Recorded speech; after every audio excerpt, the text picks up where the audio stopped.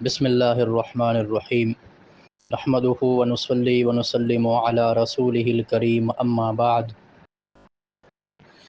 میرے انتہائی معزز سامعین،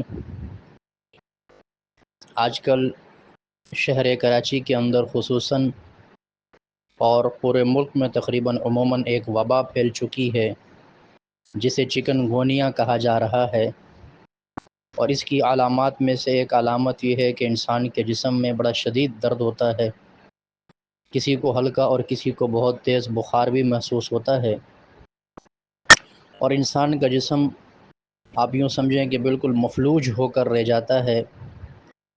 اس وبا کے اندر انسان کوئی خاص نہ دین کا کام نہ دنیا کا کام سر انجام دے سکتا ہے، بسا اوقات پھر انسان عبادت سے بھی محروم ہو جاتا ہے۔ تو سب سے پہلے تو دعا ہے کہ اللہ رب العالمین اس وبا جو عام ہو چکی ہے اس سے پوری امت مسلمہ کی، اہلیان پاکستان کی حفاظت فرمائے۔ جو بیمار ہیں اللہ تعالیٰ انہیں شفا نصیب فرمائے۔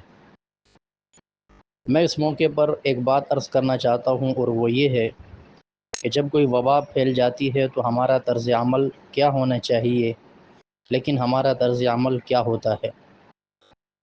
یاد رکھنا چاہیے کہ اللہ رب العالمین کی طرف سے جو حالات انسان پہ آتے ہیں اس کی دو ہی صورتیں ہوتی ہیں، یا تو وہ اللہ کی طرف سے کوئی آزمائش ہوتی ہے، یا اللہ رب العالمین کی طرف سے عذاب کی صورت ہوتی ہے۔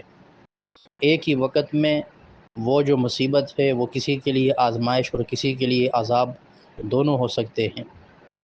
اب یہ آزمائش کس کے لیے ہوگی؟ آزمائش اس شخص کے لیے ہوگی کہ جس کے اوپر یہ بیماری آئی، تکلیف آئی، پریشانی آئی، اور جب وہ بیماری اور تکلیف اور پریشانی ختم ہوئی اس کے بعد اس کا طرز عمل دیکھیں گے کہ اس کے بعد اس کا طرز عمل کیا ہے۔ آیا وہ نیکیوں کی طرف آیا؟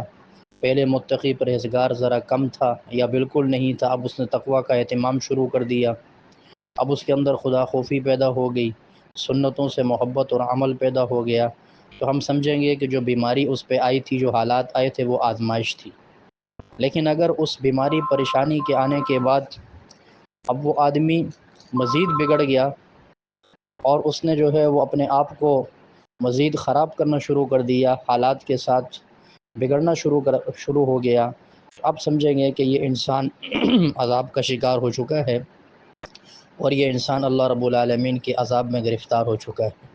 تو ہمارے ہاں آج اگر غور کیا جائے تو جب ایک وبا آ جاتی ہے جیسے یہ چکن گونیا ہے تو لوگ اس کی تحقیق میں پڑ جاتے ہیں، جی یہ کیا ہے، یہ کیسے ہوتی ہے، اس کو ظاہری سبب کیسے ختم کیا جائے۔ اللہ کی طرف رجوع بالکل نہیں ہوتا، اور انسان سارے مادی اسباب کو اختیار کر لیتا ہے، اور پھر اللہ معاف فرمائے بسا اوقات اس بیماری کو ہنسی مذاق میں لے لیا جاتا ہے۔ کوئی ایک کو کہہ رہا ہے بھئی تجھے چکن گونیا ہو گیا ہے، دوسرا کہتا ہے نہیں مجھے تو نہیں ہوا، اب آپ کو ہو جائے گا یا ہونے والا ہے۔ تو خلاصہ کلام یہ کہ ہم مذاق میں اس بیماری کو لے لیتے ہیں، ہم سنجیدہ اس بیماری کو نہیں لیتے۔ نمبر دو، ہمیں اللہ کی طرف رجوع کرنا چاہیے، ہم رجوع نہیں کرتے۔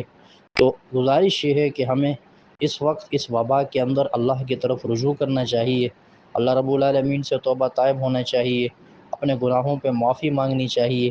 ہر گھر میں 4 3 3 5 5 افراد بیمار ہیں، اللہ تعالیٰ سے گناہوں کی معافی مانگ کے اللہ سے شفا بھی مانگیں، ظاہری اسباب کے ساتھ ساتھ رب العالمین سے مانگنے کا بھی اہتمام رکھیں۔ اللہ رب العالمین تمام مسلمانوں کی حفاظت فرمائے۔